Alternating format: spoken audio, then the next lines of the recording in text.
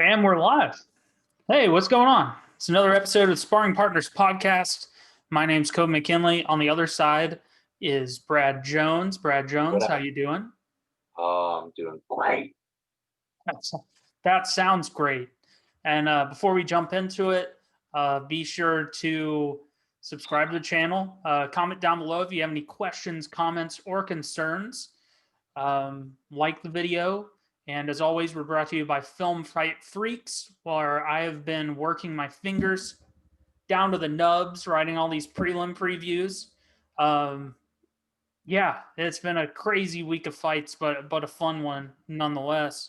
Um, yeah, so it's been fun. We've had two early cards. We delayed recording a day so that we could watch the card this morning. Because otherwise we would have been posting the episode as the fights were happening today, and we would have been talking about the fights for today. It would have been a mess. So anyway, we're here now, and you'll be seeing this on good old Thursday. Um, yeah, Brad, how have you felt about three cards in 1 week? I am hyped about having fights back after the long drought. Loving having fights back, especially the banger of a card we got on Saturday. Um, just the fact that they gave us a Wednesday card at 9 a.m. basically tells me all I needed to know about the card, and that is essentially all I got from it. I will have a scorched earth review of that card later. But as for right now, I'm hyped about the fights last weekend. I'm hyped about the fights this coming weekend. Good time to have some fights. See, that's the thing. I woke up this morning about 8:30, took the dog for a walk, turned on ESPN Plus app on my TV, and bam, there were just fights on. Um, I had to mute them while I was in class, but other than that, I just kept it rolling. I had planned on doing another live stream today, but I had a date day with the gal pal. Mm. Actually, not as much of a date. It was more. We went to Bardstown Road and went to the old Book of Music. I had a box of games that I wanted to trade in, and I'm the proud owner of a complete in box copy of Guitar Hero Live, which I've never Hey, played before. Yeah, nice. I picked up the PS3 version, and what's kind of cool is we could use it on PC with a thing called Clone Hero, but we won't get too much into that. But just It's a imagine podcast. yeah, different podcast, but just imagine any song you could want. The community has probably made a you know a thing for it to do on I, PC. So I can imagine that. yeah, so it's pretty cool. But yeah, so when I got back home, I turned the fights back on, watched the replays, and it was a pretty good day. I'm down for early fights. I loved Saturday, like the Max card, which we'll also get into this episode. And Yeah. yeah, let's get into what's on today's episode. We have UFC Fight Island 7, Holloway Cutter reaction, and what's next. Then we just finished it up today, Fight Island 8, Magny Chiesa results, and what's next. Khabib's big announcement. If I could add air horns here, I would. If I could add a wimpy trumpet afterwards, I would also do that. And then, as always, odds and ends. So let's get into it. We're going to be taking a look at the results from Fight Island, and I'll move our beautiful faces over to the other side of the screen, and there we go. So yeah, we had I changed the prelim of note to the absolute war of a heavyweight bout on the prelims against Felipe and Tafa. Those dudes just threw down at one point, going literally forehead to forehead and just just banging it out in the middle of the Yeah. octagon. It was super fun to watch. Um, and then yeah, we had Soriano taking out Dusko. I like that name. It sounds made up. Yeah. Um, Shock upset uh, versus yeah, Buckley getting KO'd. Yeah. Um, Ponzinibbio getting upset. Yeah. Another Jing good Liang Li taking him out in the first round. And then Condit and Brown went to war. A couple of old dogs got to show off all their tricks, and it was a super fun one to watch. How did you feel about the co-main event? It was fun, very fun. Not like super violent or anything. They're two old men, No, so they don't have that. Both of them were in their primes. Were known for being like these like really like rugged, rough, like blood bleeding, tough, rough guys. They're not that anymore.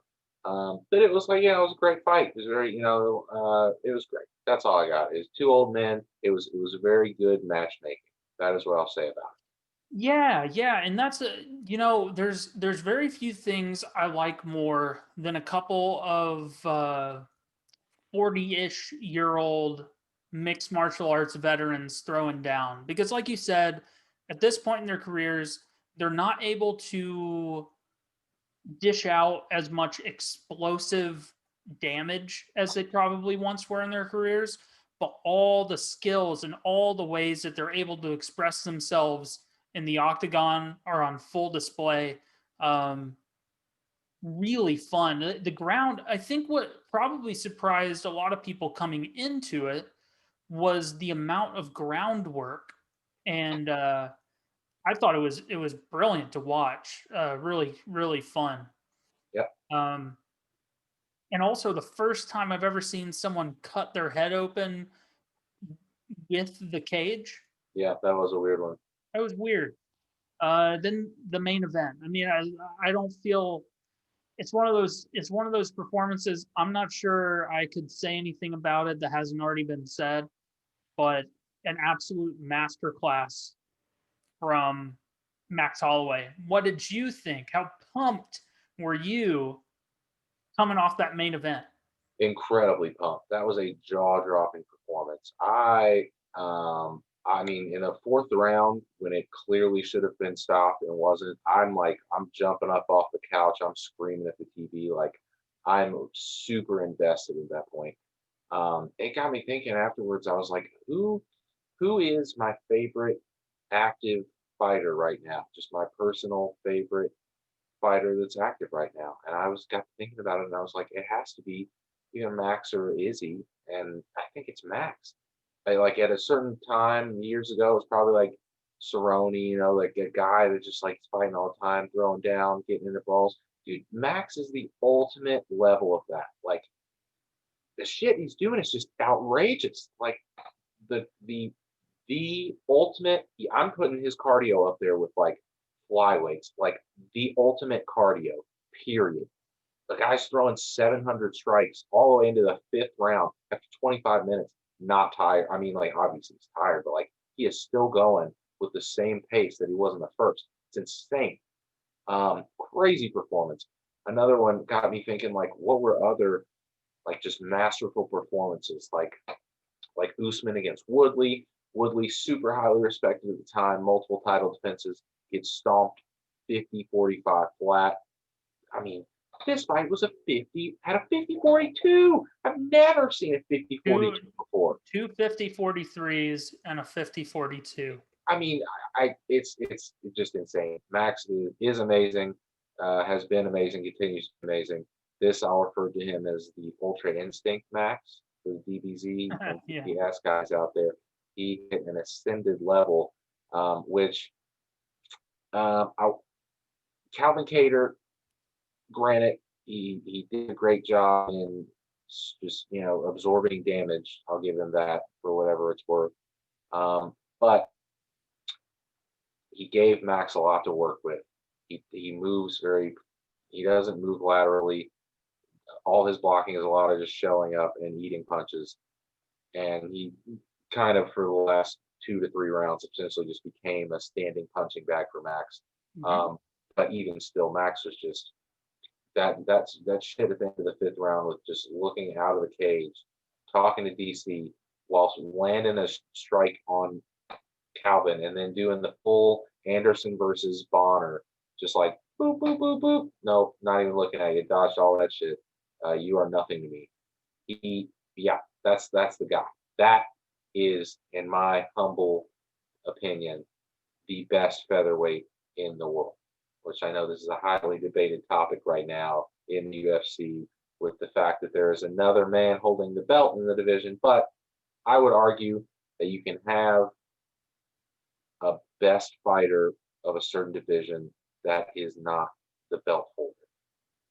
What you think? Well, I mean, that's always been the argument, right? Because I mean, that's the thing that Chael Sonnen has said forever and ever, is that the best is an illusion because you're the best until, Anderson Silva was the best until Chris Weidman showed up. Chris Weidman was the best until Rockhold showed up. Like the belt ultimately is an illusion, but I mean, I'm not completely comfortable with. I mean, the truth of the matter is, right? Volkanovski is up 2-0 against Max. It might not be that version of Max, but he's 2-0 against Max. Max has had 2 opportunities to beat Volkanovski, and he can't. The first one I thought was pretty clear cut Volkanovski. It's become a really weary debate about the second one, about, Max actually won or whatever. But I mean, we talk about it a lot in MMA, and I think I'm always trying to guard myself against recency bias. Like, if Volkanovski goes out and knocks out uh, Ortega, right? He goes starches Ortega. We're back to saying that Volkanovski's the best featherweight in the planet. It's just who have we seen last? Granted, we'll take a look at the rankings next. There's no one else. Like they're the three is Ortega, at a distant third, in my opinion. Yep. Even while he put on a masterful performance against Korean Zombie, That's all he had. And in that's all it. honesty, he doesn't really have much of a claim to a title shot. Yeah, yeah. Because it feels strange to give Max an immediate third fight. But Ortega, I mean, just got beat to all hell by Max. And if he wins against Volkanovski, or if Volkanovski does anything less than obliterate Ortega, I mean, Max has a very strong case to stand on that. Well, that's the interesting thing about the Ortega fight, because it's a new Ortega. It's like a completely different Ortega than we've ever seen, That's true. and I think that's why he's getting so many props. Really, when this conversation is taking place, a lot of places people are really treating him like, these 3 dudes as 3 kings. Yeah. Which one's the true ruler, right? Yeah, man. I mean, it's yeah. What else could you say? And one thing has to be said: when the scorecards are read at the end of a fight, and you see 50-43 on 2 and 50-42 on 1, at that point, like, is that a sign that maybe you need to, like, have the referee do a review? Like, is that a sign that maybe you need to, like, give corners guidelines about when they should stop it for their fighter? This was honestly 10 extra minutes that didn't need to happen. We knew Yeah. we knew who was the better fighter after 10 minutes. Yeah. I mean, I'm all about more fights. I'm all about seeing more fighting. But man, if the corners and the referees don't want to stop it, a possible solution would be 3-round main events. Because it doesn't seem like anything else. It doesn't seem like anyone else wants to change, and the corners are never gonna apologize. The referees are never gonna apologize. Calvin Cater was clearly not as good. And if the point of the sport is to find out who the best in the world is, we can do that after 15 minutes. We don't need 25 minutes just to have a fuller television schedule. It's yeah, it was tough to watch after a certain point, especially right after. I mean, it was the same week that the Spencer Fisher article came out. Yeah. It just didn't need to happen, man. It No. just didn't need to happen. And I hope he takes a shit ton of time off Yeah. because he needs it. Yeah. I mean, God, he needs to take the Ortega approach. I mean, good Lord. Yeah. 2 years off, probably. It's like heal your brain and come back, because Lord knows how much damage that did to him. Not alone just his taking years off his fighting career, but like taking years off his brain. I mean, good Lord. Just the damage sustained is outrageous. Yeah. Yeah. That totally should have been stopped. Yeah. That was a mess. Well, let's take a look. Let's take a look. The next so these are the records. The record that was broken in that fight. Speaking of damage inflicted and taken, Max Holloway broke his own record. 578 combined significant strikes in the main event. So it's adding both of them together. Geez, dude. 578 shared significant strikes. Granted, we know who landed more of them. Yeah, obviously. You know, Max is like, hmm, throw it back to you. Let me build this idea more. You go for a minute.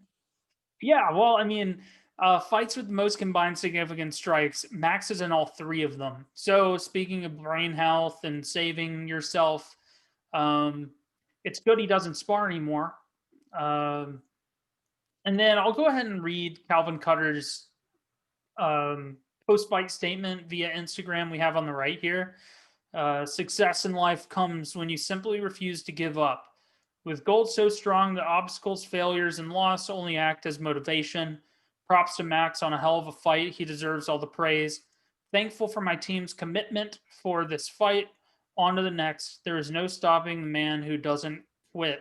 And I mean that's certainly in line with Calvin Cutter, because as much as we do talk about it should have been stopped or whatever, truth of the matter is they can quit anytime they want.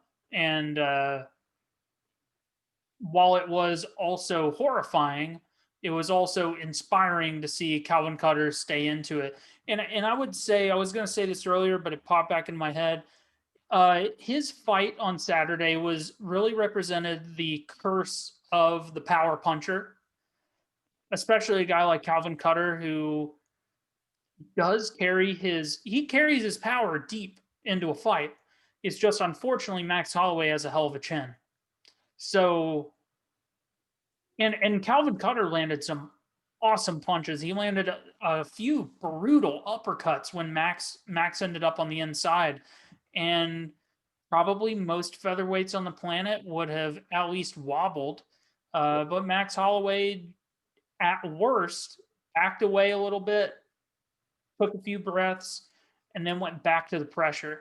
So Yeah, dude, Max has an insane chin. I mean, remember he went up with no intention of putting on weight or anything, just didn't cut weight and went up to lightweight, fought Dustin Poirier, ate bombs and got beat up pretty good, and then ended up coming back and winning the fifth round of that fight. And yeah, it was fine. I mean, his chin is very strong. He obviously, with his big flurry at the end of the fifth, was making the case that he is the best boxer in MMA. This was my thought I was trying to put together earlier. I guess I break striking down in MMA into two distinct categories as volume strikers and snipers. There's snipers are your Connors, your Izzy, your Michael Johnsons, your guys that are throwing one shots that put you out. They're snipers. All the rest, volume strikers, your Diaz's, your Maxes, and them. Of your volume strikers across all weight classes, I have to say Max, I think, is the best volume striker in MMA. Well, I don't even think he has much competition. That's it. I mean, When you who consider, else fights with well, when you consider the gas tank, because there are Yeah. volume strikers that, I mean, they just can't keep that pace, man. Like, there's no one else that can keep that pace. And, you know, thinking about volume strikers, yeah, I mean, it's hard to think of it because there's, you know, there's, you know, I hate it, but it's true. There's levels. Yes, It sounds super basic to say it, but there's it's levels. very true. And so Pull those rankings. yeah, yeah. That is when we will get to these levels. So we'll address the rankings on the right. Those are the current featherweight rankings as of earlier this afternoon. These are the featherweight rankings. We have Max at number 1. He's staying put. We have Ortega at number 2, staying put. We have Zabit, who, in my opinion, is. I just need to see him fight a top 5 guy, to be honest. A top 5 guy who also wins in 5 rounds before I really. Whatever. We're not talking about Zabit, but I personally think that he's relatively untested. Yes. I'm surprised he's number 3. That was honestly, when I looked at these rankings, my first thought was, how is he number 3? Yes. Zabit, his next fight 100% has to be a 5-round main event. He's never been in 5 rounds. Has to be in 5 rounds if you're going to be up at number 3 fighting for title contention. Well, yeah, because I mean, he's finished guys for sure, but he's also known to be getting tired at the end of the 3rd round in some of these fights. Even against Calvin Kattar. Well, he's explosive, man. He throws a ton of weapons. He's. I mean, I'm not trying to say that he's not good. I feel like his highest profile win is Calvin Kattar, who's number 6.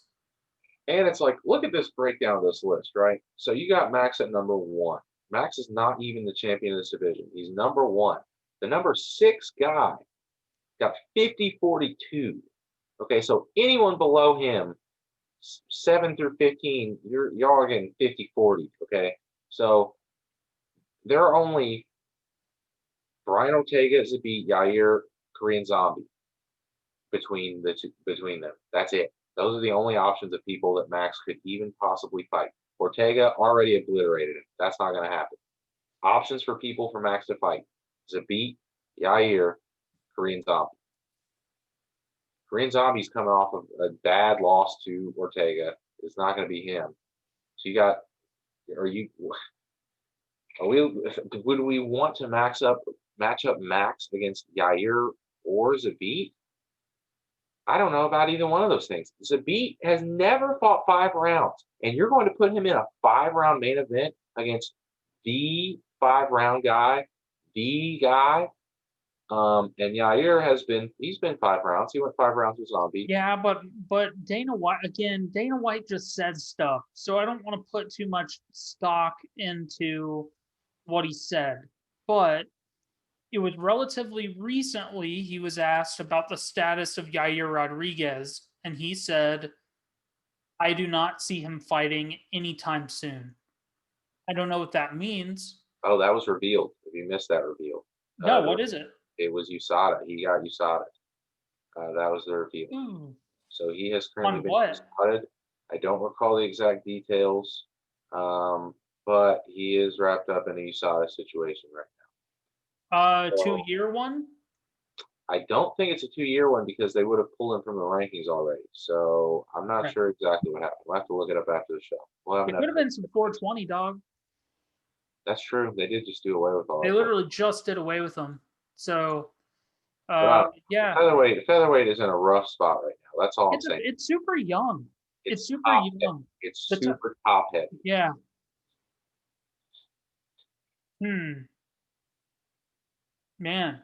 Yeah, there's fun matchups, but yeah, you're right. Once you get to a certain point, you get to this. Yeah, I mean, you don't know till you know, right? Like you don't know till they face off, which is what I love about MMA.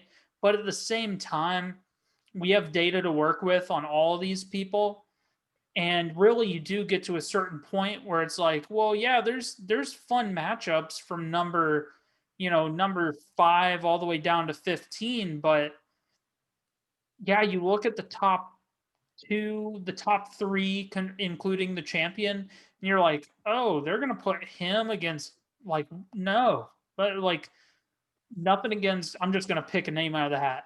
Um, Shane Burgos. It's like, Let's say Shane Burgos rattles off a win against Arnold Allen, Jeremy Stevens, and Josh Emmett. Does mm, that mean I think he should face down Max Holloway, Brian Ortega, or Volkanovski? No. it's like the task before any person in the featherweight division right now is, oh, do you want a title shot? Well, in order to get a title shot, you have to go through Max Holloway. That's Oh, you have to get through him. You're not even fighting for the belt. It's insane. No one in the division is up to the task right now, which is why we're left with this.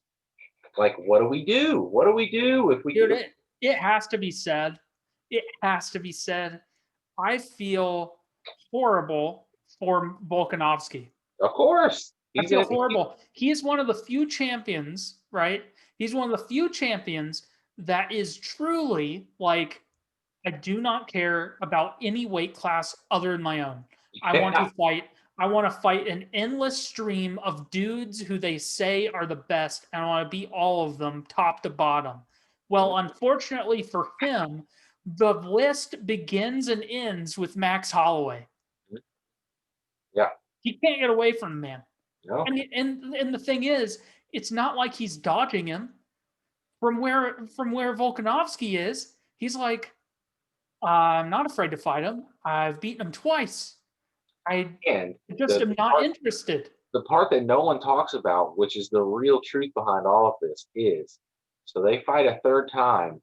If Max wins, they will never do that fight again.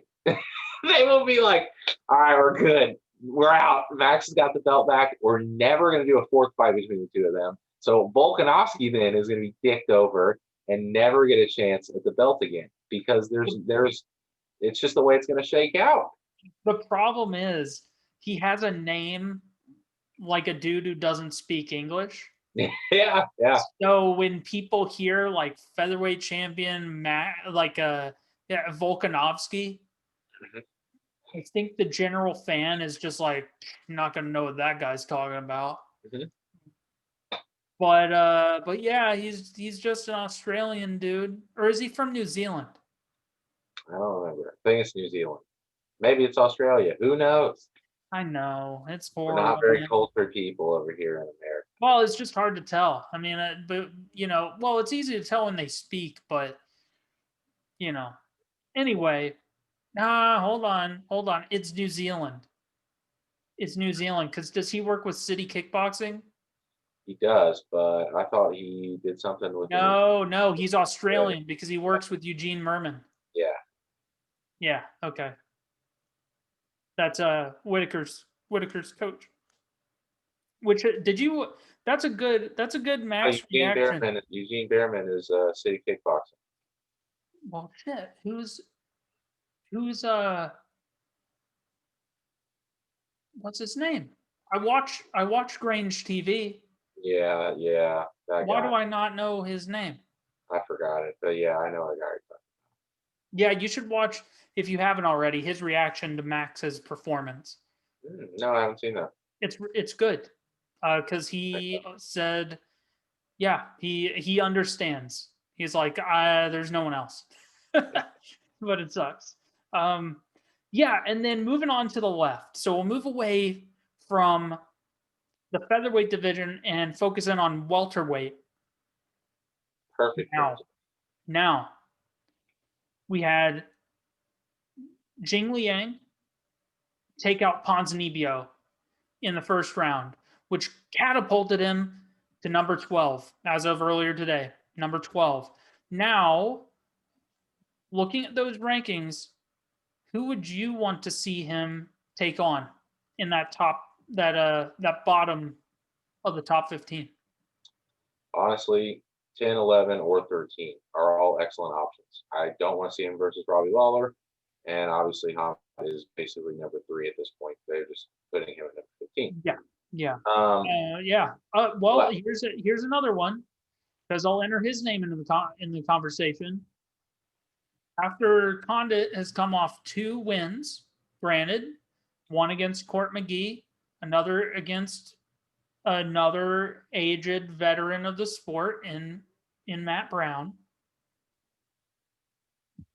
Is that a fight that you would want to see? No, it isn't. Me either. Thank God. No. I don't want to see. People are trying to push Condit into the top 15. It's not happening. Do not. I want to see, if anything, I want a Lawler rematch. That's the shit I'm talking about. I want him to be fighting like Diego Sanchez. That's not bad. I'm wondering if he would be open to that. But I think a Lawler rematch would be baller. Perfect. It'd be super cool. Yeah. I was going to throw out a wild one, but it's kind of fits in with what you were saying earlier, right? The UFC likes to, when they get a young up and comer, to have him kill off an old legend. How about Li Jingliang versus old Tyron Woodley?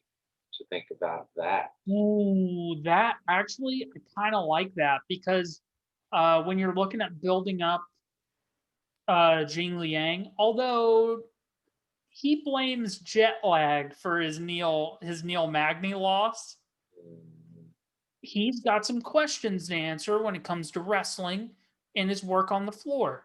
So I think a fighter who's going to push him in that area would be pretty good. If you're not looking to actually build him in any sort of way, you put him up against Jeff Neal, you put him up against Vicente Luque or Robbie Lawler, even Bilal Muhammad, dudes who are going to throw down with him. Yeah. Yeah, dude. All the weight, we settle in after each event, and usually it's the event, the weight class that's most featured on the card. And we're just like, man, this weight class is on fire. But truth of the matter is, you look at the top 15 of just about any weight class, and there's fun fights everywhere. Yeah. I'm down to watch. I just put the top 15 in a round robin and just sent me down. Yeah, put them on shuffle. All right. We'll move on to today's card, because I'm looking at the clock, and this ep's gonna go a little bit, because we had 2 cards to cover. Yeah. But we'll move through this pretty quick, because there's not a ton I want to talk about. We'll highlight a couple of fun scraps on the card. If people skip this one and they want to go back and watch, there's a few that you should check out on the prelims. Umar Nurmagomedov taking on Sergey Morov. Honestly, Sergey, while I did predict he was going to lose, did significantly better than I thought he was going to do. He countered a lot of Nurmagomedov's game, and to people who expected Umar Nurmagomedov to be a carbon copy of Khabib, it couldn't be further from the truth. He's way more agile with his kicks and his punches. His kicks especially. He has a really great question mark kick. Another fight from the prelims that was really good. Omari Akhmedov, Tom Breeze. Tom Breeze looked like he was about to put Akhmedov away with a calf slicer, and through some crazy Russian scramble, Akhmedov puts Tom Breeze to sleep with a head and arm choke. really, really great win and really way to rebound from that Weidman loss. And then just to highlight a few of the performances, Viviane Araujo, she really dominated Modafferi. Modafferi looked overwhelmed at multiple times in that fight. Matt Schnell and Tyson Nam threw down and really represented for the flyweights. Leon Murphy and Douglas Andrade, they threw down too. That's a fun. Douglas Andrade made his debut, and he is a tank of a man. Really scary to face down. He reminds me of a prime. Um, uh, Dang, we saw him. He fought in the UFC forever.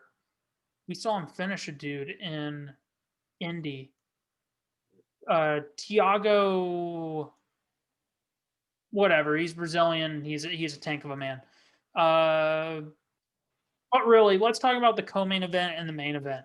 Warley Alves came back after a long layoff and really did his Warley Alves thing, man. He was explosive. While he was a little bit more patient than normal, but when he needed to turn it on, he turned it on, and he put Lazzez away. And there was a lot of hype around Lazzez. Warley Alves was a plus 200 underdog in that fight. Now, Brad, when we started this call, you were getting heated. You were loosening up your tie. You were red in the face.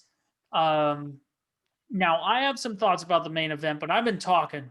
I'm going to turn it over to you, and I want to hear what you think about this main event. All right, I'm going to rant this one out. I hated this main event. Hated it. I will explain why. Okay, let's start on the Neil Magny side of things. Okay, Neil Magny, a man who is coming off of just obliterating Robbie Lawler not that long ago, fairly recently, had a great fight and has had a string of great fights where he's put together some really good performances that earned him a number 8 ranking in the division. He looked brain dead fighting today for 5 full rounds. Some of the worst fight IQ I've ever seen. He comes in as the striker. Chiesa clearly the grappler. Chiesa, we'll talk about him in a minute. All his game plan, shoot the takedown. Neil Magny, oh no, stuff the takedown. I stuff the takedown. What am I going to do now? I'm going to grab you, and I'm going to fall over. I'm going to pull you on top of me for 5 rounds. It was maddening. Okay, let's step over to Michael Chiesa for a second. All right. Here's what I learned about Michael Chiesa's game after watching him win a nice 5-round fight. His striking, garbage. His submissions, garbage. His cardio, garbage.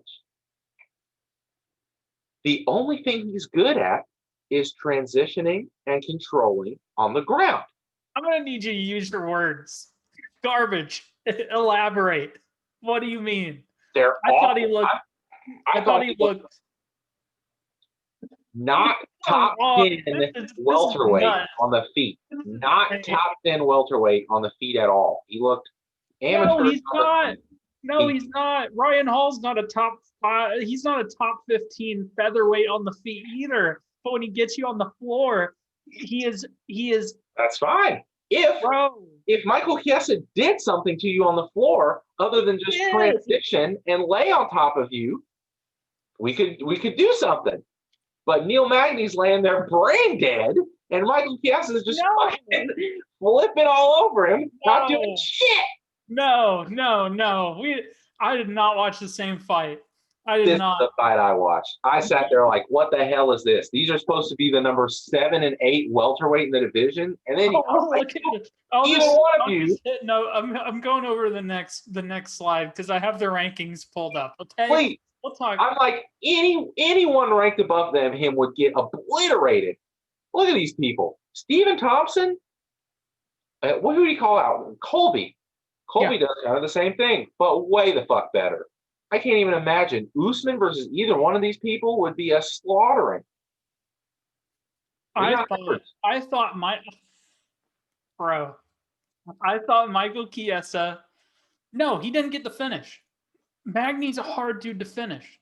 Magny gets finished by the pinnacle. He gets finished by people who are specialists. Now, I will give you that Magny fought a very, very confused, because I understand the first part of your rant. Magny's fight IQ in this bout was like when I don't study the main cards in the same way. So just going with what I understood about the two fighters, Magny really needed to fight behind his jab and pick away over the course of 5 rounds. And it was very, very confusing that not only did he this is a skill set that I don't think many people have mastered in MMA. If you watch Gegard Mousasi, Gegard Mousasi is one of the few dudes that comes to mind who is legitimately anti-clinch. Gegard Mousasi, when you try and clinch him and he doesn't want to clinch, he pushes away. He underhooks and pushes away because his stand-up is good enough that he's not worried about strikes on the exit because he's been there, done that. Magny, for some reason, was really weird. He wouldn't. Not only was he not maintaining his jab and maintaining his distance, he was inviting clinches and he was going for takedowns, which, I mean, it's mixed martial arts, and there's something to be said about trying to mix it up to where your opponent is not, because if Chiesa was 100% certain that like Magny is not going to try and grapple at all, then he would have no respect heading into the grappling exchanges. But for Magny to hit some of the really, in the 5th round, Magny goes for a back take that was just so ill-advised, man. His route to victory over the last 23 minutes, it was already illustrated. His route to victory is not on the floor. Mm-hmm. Magny had multiple positions that were good for him, and Michael Chiesa scrambled his way out and then scrambled his way on top and then ground Magny out for the rest of whatever round that would happen in. So it was very, very confusing to watch him go into this fight where everyone in every breakdown, including I'm sure his coaches, were like, okay, if the fight is vertical, we win. It has to stay standing. It has to be at range because Magny has excellent boxing. He has excellent striking from range, and he has an excellent style when he wants to execute it of picking people apart because Magny's not a power puncher. He was never going to put Chiesa away with strikes, but he could have poked at him for 25 minutes and came away by being the more active striker. That's not what he did. And Chiesa took full advantage. And yeah, while a finish would have been great on Chiesa's side, when you look at the individual exchanges, I was beyond impressed with some of the scrambles that Chiesa managed to come out on top. There were moments where Chiesa would start to get turned over, and through just this awesome body awareness and just position. There was one moment in the fight where he was legit just sitting on Magny. And that, believe it or not, is like that's a pretty hard thing to pull off, really, because the person on bottom, like, it's not a very secure position. But yeah, man, I was honestly, I was impressed because I thought, no, Chiesa is not he's not going to, you know, he's not going to go compete in glory next weekend, that's for sure. But his stand up did look better. And in multiple exchanges, it looked better. It didn't look better, but it was more successful than Magny's. And that threat of the takedown will take a subpar striker a long way. And yeah, I was impressed. I was impressed. When I was kind of trying to break this fight down in my head, it was really hard to pick a winner because Magny is an all rounder. Magny is a dude who is durable and has fought in all positions, has won in all positions, and but an all rounder in that he's not uber dominant in any one. So the ability for Chiesa to make him look one dimensional, I was very impressed with. Now, when we look at the top 10, the winner of this fight is staring down the barrel of the top 5. And I don't like, I'm tired of Woodley being used as a gatekeeper, but I wouldn't be mad at Chiesa taking on Woodley. Damn, that's depressing. It is depressing. I don't know why Damian Maia's still there. He can go. He just needs one more retirement fight, so I'm not sure why we're keeping him around at number 7.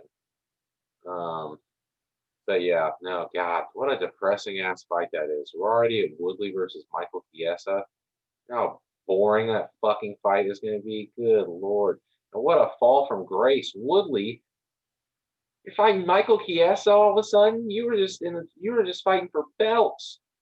Oh man. I mean, like it or not, But Chiesa's it's like 4-0. what else do you do with him? What else do you do with him? Because it's like he's got to fight one of those guys. Stephen Thompson should be fighting above him. You got Gilbert fighting for the belt. If Colby fights Jorge, Leon's fighting. I mean, that's all of them.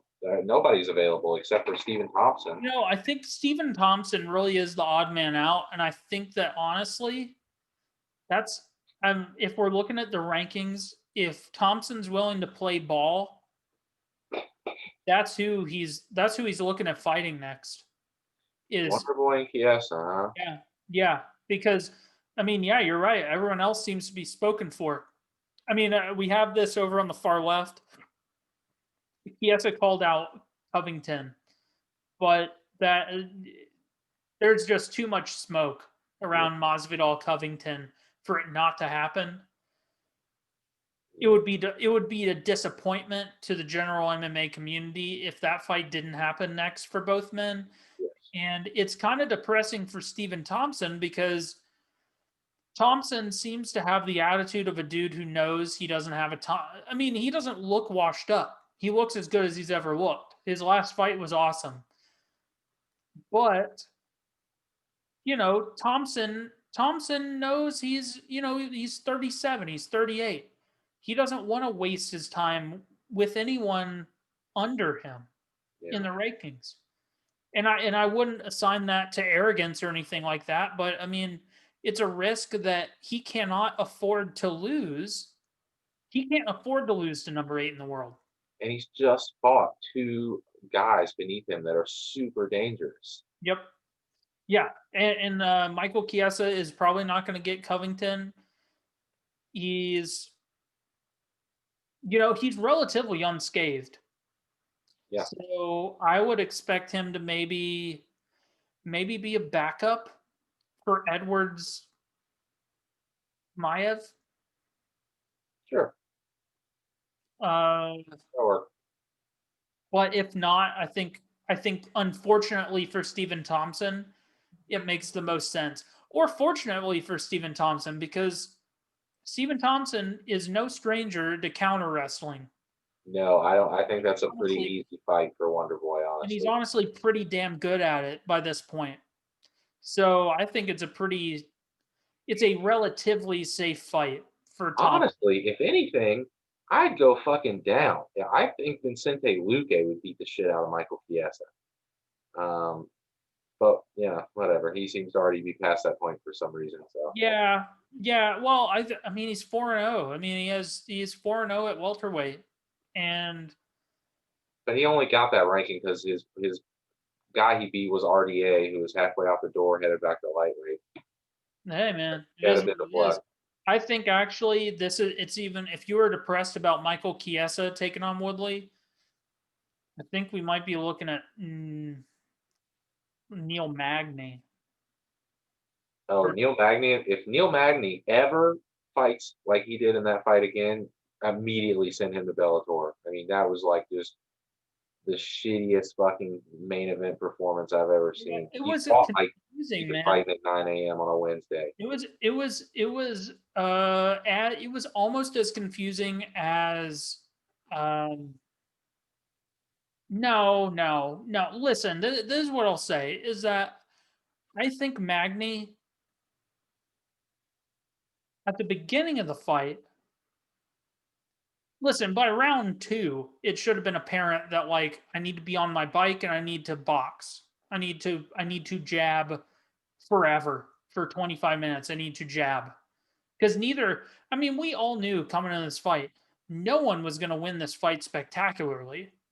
They were going to fight it by, they were going to win by being the most bread and butter version of what they do well. Yeah. So I'm not surprised we didn't get an explosive finish, but when you show that absolute lack of fight IQ in the top 10, oh, I don't know, man. I don't know. Yeah. Well, yeah, let's move on to the next slide. Khabib's big announcement. It was teased on Saturday. Tune in at 3 p.m. Dana White had a meeting with Khabib, and you can already read the text. Um, a Russian or Dagestani outlet spoke to Khabib. It honestly seemed like they ambushed him because Khabib didn't seem too terribly pleased to speak to this guy. Yeah. Yeah. I mean, he literally told him like the only reason I'm talking to you is because people back home say I talk to Americans too much. And then at one time he's just like, "Yeah, I think I've given you enough. See you later." But he said some pretty interesting things. Dana White's out here just saying stuff, just saying like, "Yeah, he wants to see something special." And when the interviewer presses Khabib on what would be special, Khabib says, "I I don't know." Yeah. He just says Never like, said that. you It's know, like obviously Dana comes out and says that, and it's clearly not something Khabib said behind the scenes. I have another quote here from Khabib that I would like to read that just came out. Come on, don't push me to do things that will disappoint my mother. Don't torment me. Don't torment me. Let me enjoy what I have for today. This man has no intentions of coming back to fight. No matter what no, anyone does spectacularly, it's not gonna matter. no, Khabib's not Khabib, coming back. Khabib wants for nothing. He does not care. He's rich as shit. Mm, He's super rich. He owns a fight promotion now. He enjoys training for his well-being. He enjoys getting his family members and friends ready for their own fights. And that's it. Like he doesn't want to fight anymore. And I don't want to, dude. The last thing I want, because he even said in this same interview, he's like, some people fight for fame or money or whatever. He is pretty much just like, I fought because I was hungry, and I'm not hungry anymore. I own the fight promotion. I do what I want. He's like, there's really no reason for me to fight anymore. Don't want to do it, and I hope he doesn't. yep. So anyway, that's Khabib's big announcement. Oh man, this is a marathon of a show, Brad. Yeah, it's a long one. 257. What do you think about this main card, man? It's solid. It is solid. Um, they don't typically stack Connor pay-per-views that crazily because Connor's just going to do all the work by himself. But this was a little bit more stacked than some of the more recent Connor cards. That Dan Hooker Michael Chandler fight is a banger. Jessica I generally sucks, but hopefully Joanne Calderwood can beat her because she also sometimes sucks when she's not supposed to. And Amanda Ribas should be have an amazing fight against Marina Rodriguez. That should be a banger. And yeah, all of them. I mean, it should be a really good main card. Excited. Yeah. I've been waiting for Chandler to come to the UFC forever. Yeah. I've been wanting to see him in the UFC for a very long time, and we finally get to. It just, to me, the big, because I've never had a doubt in my mind that at multiple points in his career, he very well could have been the champion in the UFC. He's that gifted. Yeah. But is that time too late? Are we too late? Is Michael Chandler, did he wait too long? According to him, this is absolutely the best time. But I can't remember, how old is he? I mean, like 36, I think. I I would think that the era that you're speaking of would have been when Ben Henderson was lightweight champion of the UFC. Is No, no, no. I would say the first time he beat Ben Henderson, about 6 years ago. About 6 years ago. I've that been. was that was when Bendo first went over, right? So Mhm. it would have been in the middle of like the Pettis mess Yep. or RDA. Yep. He could beat RDA. He could Yeah. probably beat RDA and Pettis. I think he could have beaten RDA. I think he could have beaten Eddie Alvarez again. Um, and I mean, But truth be told, I think that the skill. Okay, so we're just guessing based on his age, yeah, but his recent performances really give no indication that he's slowing down. I mean, his last performance was a first round KO win. yeah, I So just think it's just a bad matchup for him, honestly. Like it was of a all the horrible top match. five It lightweights, is he a could have got horrible. the worst. It's a horrible way to get welcomed into the UFC. Yeah. Dan Hooker, because Dan Hooker is what, he's just now 30. Yeah. So peak physical prime, only getting better, working at City Kickboxing. It is a horrible, horrible matchup because Dan Hooker is dangerous everywhere, man. He's dangerous in a lot of the positions that Michael Chandler is going to need to get to get his game going. So, because Michael Chandler is a fantastic wrestler, and people forget that when in his last few fights, he really has sniped people with his right hand. He's really dipped in and just slept people with that power right of his. Yeah. But the problem is, I'm not sure he's going to be able to do that with Dan Hooker, who's so much taller. And Dan Hooker's chin is granite. I mean, people are Yeah, not like sparking him. Like even these fights where he loses, because his organs fail because he's getting beat up so bad. Like it's not because he's getting knocked out in the chin. And it's only a 3 round fight. I just think the odds are against Michael Chandler in that one. He's got an uphill battle. yeah, and I don't want to be. I really want Calderwood to win. I do too. Probably more than any other one on this card. Yeah, yeah, Jillian same. Calderwood has been multiple times in a position where they're like, please just win this fight and we will give you the title shot. We want to give you the title shot. And she's like, oh, all right, loses every single time in a fight where she's clearly supposed to win. Yeah, one more note on Chan. I'll say that I want Chandler to win. Oh, I do too, because I want and Dan Hooker winning does nothing. He No, just lost. for me, I just know we've seen this story before, man. A dude who's super successful outside of the UFC gets in the UFC, loses his debut, and then the whole narrative is, see, he wasn't even that good, which is But just super unfair, man.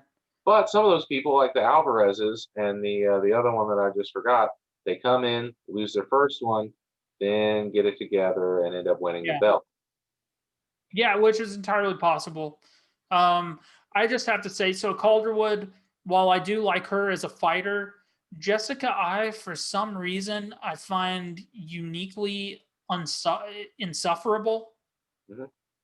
She has this whole narrative of like no one wants her to, like, I guess I'm reinforcing it right now because I don't want her to win. Yeah. But she There's a reason why we don't want her to win. yeah, her whole career though, from like from the word go, she's just been like you know, no one believes in me, no one likes me, they don't give me opportunities, blah blah blah blah blah. Just a moaner, man. Just It's just like, oh, that's probably because every time you get a main event, it fucking sucks. I don't know why we ever gave you multiple main events, but oh, let's never do that again. hmm. She's a solid fighter, but just like her as a personality is just her personality is off-putting, is what I'll say. Yeah, yeah, Yeah. That main event though. yeah. What do you think, man? I really, really, my biggest hope in all of this is that Dustin Poirier is durable enough at lightweight to not get sparked in the first round.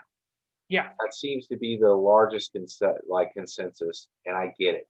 Dustin gets hit a lot. His whole persona at lightweight is around like a guy that's a brawler, absorbs a lot of damage, but gives a lot of damage back. He cannot fight like that against Conor. Just like, I'm gonna eat one to throw one. Well, you're gonna be dead if you do that. It just doesn't work that way.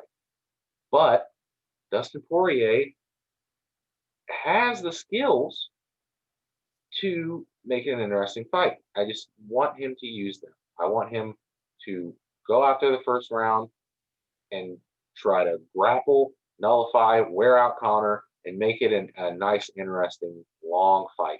I just don't want another Cerrone fight where he runs out there, starts throwing hands, and gets sparked in a minute and 20 seconds. Because it's not it's not bad by any means, but it's just like I want I want to see Connor challenge. I want him fighting the best guys that are gonna put it on it. You know what I'm saying? Like I want to see him in exciting fights. Like him blowing people out of the water. We haven't got it too much lately, but like when we only get to see him fight once a year, I don't want that once a year to be for 30 seconds. Well, I mean, this is the thing, man. Is it's kind of hard. It's just Conor McGregor, dude. Yeah, Like you put Donald Cerrone up against anyone else in the top five. Okay, I'm just assuming Khabib's retired. All right, like yeah, I don't want to keep, but he's retired. So you take anyone else in the top five, they do not do that to Cowboy Cerrone. They don't. There's no one in the top five that would dust Cerrone in 41 seconds.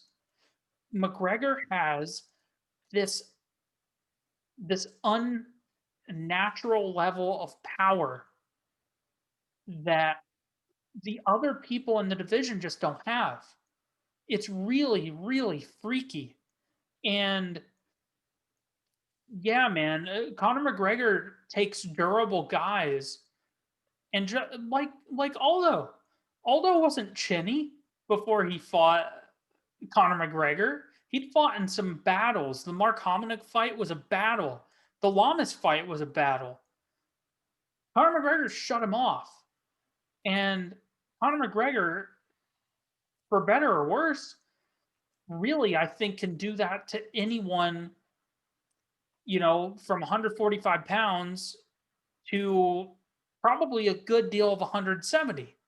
yeah, So yeah, man, I agree. I agree. I would like to see, but this is the thing too, is if he does do that to Dustin Poirier, it's not because he was matched up with Dustin Poirier for him to do it.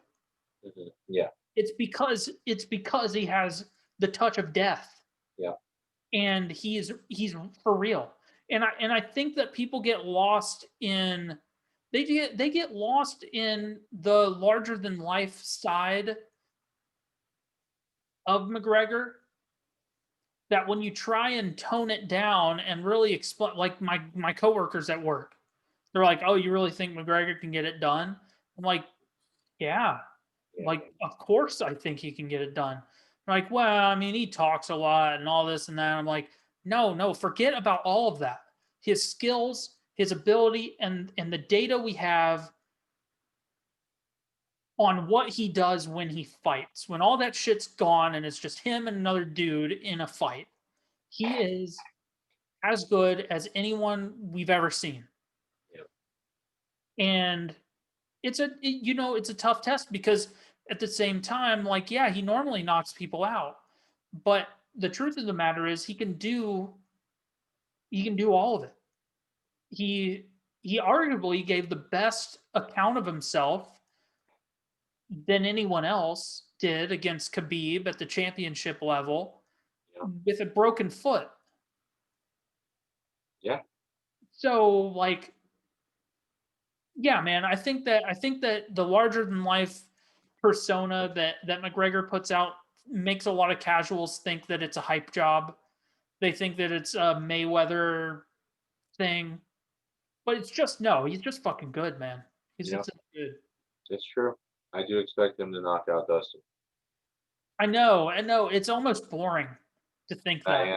That's the thing It's that like I keep thinking about it. I'm like, yeah, I think he knocks him out, but that sounds boring and yeah. predictable. But there's Yeah. a reason it's predictable.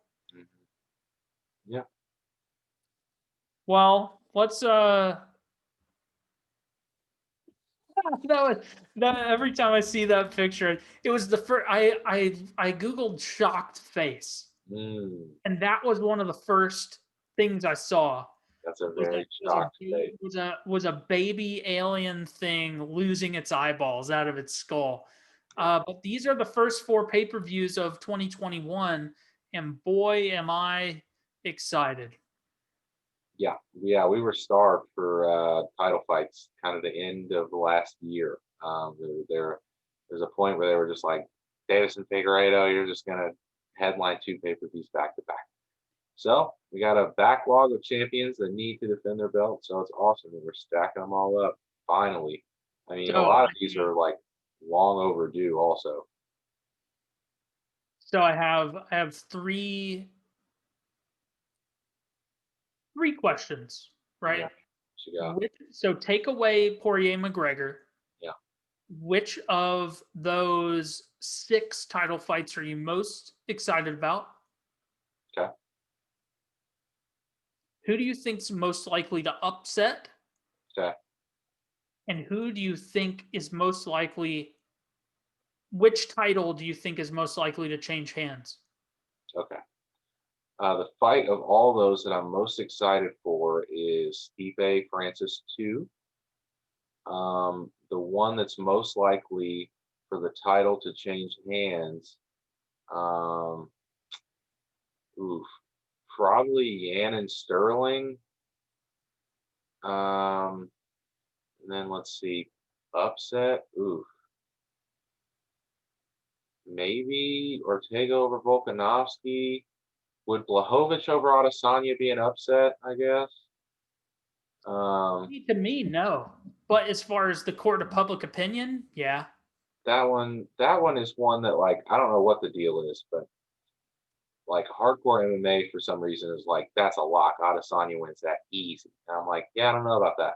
I don't know about the guy that's going to be fighting up 20 pounds without actually trying to fight in that weight class. So No, it's not like going. It's not like McGregor doing yeah, it's one 20 pounds. 145 and 155. It's like, dude, there's 20 pounds. So I have a lot of questions about that one and just the whole reason for it. But yeah, I am so ready for Francis versus Stipe 2. That is long overdue. I want that belt off of Stipe so bad. I hate Stipe. And it's not because he sucks. It's just because he's so inactive that it drives me insane. He got into this beef with the UFC and he's backed himself in this position where he's like, well, I got the belt now and I got all the leverage. So I'm just gonna hold it hostage and I'm gonna do whatever I want. And whatever I want is to fight once a year and I'll make all these contenders wait until I'm ready because I'm the champion. Fuck that. Defend the belt. What if it's like he's using the excuse being like, well, if I fight more than once, I'll get knocked out because heavyweight chins. You don't get to do that. No other division gets to do that. You got to defend the belt. If you get knocked out, it is what it is. That's how life works. So I need Francis and Stipe to happen so we can get John fighting the winner because that is the true ultimate mega fight of the year. Yeah, yeah. Yeah, I'm very excited for Blachowicz and Adesanya. That's probably what I'm most excited about because, like you said, a lot of people in the MMA bubble. It's possible to be in the MMA bubble and still be a casual in spirit. Yeah. And I feel like the people saying that it's a lock for Adesanya are just they're just unreasonable. Like, come on, man. Blachowicz has been doubted every step of the way, and he's passed every step of the way. Yeah. I can't see that. Granted, Adesanya may win. That's not what I'm saying. What I'm saying is that is a really hard fight to pick. Yeah. Yeah, I think. Damn, dude. I think Ngannou is most likely to get it done. And the upset, Sterling. Yeah. And we'll do this real quick before we get out of here. Garbrandt calls for Aldo. What do you think about that? That's fine. I didn't like him going down to 125. I'm glad that we're over that now. With him sticking at He's not. Yeah, with him sticking at 135, cool. Do whatever you want there. I love the Aldo fight. Aldo sounds great. Love it. Dillashaw cleared his thing. It's fine. Whatever. That's great. Whatever. Tatiana Suarez, fight news, aiming for summer. How do you feel about that? Love it. Yeah, me too. Genki Sudo makes music now. And with that, we're done with, actually, Genki Sudo is actually a Japanese politician now. And again, Brad, I'm so blown away, dude. Just look up, just Google Genki Sudo, man. Right. Just Google him. You think Jason Miller did good walkouts in Japan? Genki Sudo, he did it better. He in the words of Ray J, he did it first. Okay, yeah. That was nice. Yeah. All right. Yeah, I've never heard of this guy. I'll have to check him out. Yeah. Well, you got anything to say to the people before we get out of here? Nope. It was a long episode. Love y'all. Love democracy. Rock, flag, and eagle. See y'all next week. Rock, flag, and eagle, indeed. Thank you for listening. And as always, if you'd like to reach out, got a question, comment, or concern for the show, reach out in the comments down below or the comments down below on the site. And yeah, it's late. Let's get out of here. See you guys next week.